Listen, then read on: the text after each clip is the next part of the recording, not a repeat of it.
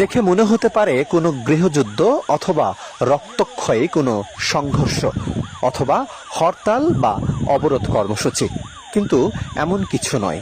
এটি লালমনিরহাটের আদিকমারী উপজেলায় এক 6 বছরের শিশুকে ধর্ষণ করে হত্যা করা হয়েছে।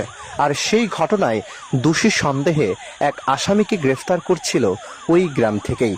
আইন শৃঙ্খলা বাহিনীর সদস্য ওই ব্যক্তিকে গ্রেফতার করে যখন নিয়ে যেতে চাচ্ছিল, ঠিক তখন পুরো গ্রামবাসী বাদী হয়েছে। কারণ তাদের গ্রামের যে ছেলেটিকে গ্রেফতার করে নিয়ে যাওয়া হচ্ছে দোষী হিসেবে, সেই ব্যক্তি কখনোই এমন অপরাধ করতে পারে না বলে দাবি এলাকাবাসীর। তাই সেই ব্যক্তিকে যেন পুলিশ কোনোভাবেই গ্রেফতার করে থানায় না নিয়ে যেতে পারে, এই কারণেই গ্রামবাসী ছোট বড় সবাই হুমড়ি খেয়ে পড়েছে।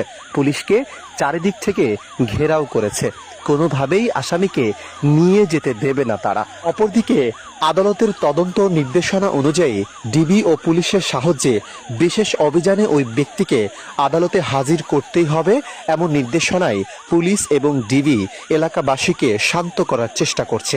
বারবার অ্যানাউন্সমেন্টের মাধ্যমে জানানো হচ্ছে যেন আইন কেউ নিজের হাতে না তুলে নেওয়া হয়, কিন্তু কে বা শুনে কার কথা? জনগণই যে মূল শক্তির উৎস, তা যেন আবার প্রমাণ করছে।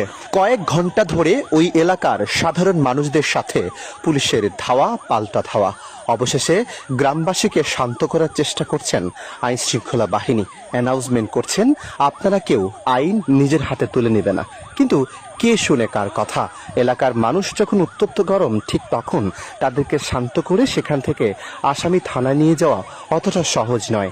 আইন শৃঙ্খলা বাহিনী চারিদিকে সবাইকে শান্ত হতে বললেও কেউই যেন শান্ত হচ্ছে না। তবে তারা বলেছেন, আসামিকে রেখে গেলেই শুধুমাত্র তারা বাড়িতে ফিরে যাবে, না হলে কোনোভাবেই তাদেরকে ছাড়বে না বলেও বারবার হুঁশিয়ারি দিয়েছে এলাকাবাসী। কতটা নীতিবান ও চরিত্রবান হলে সে আসামির পক্ষে পুরো গ্রামবাসী কাজ করতে পারে, এ যেন এক নজরবিহীন উদাহরণ।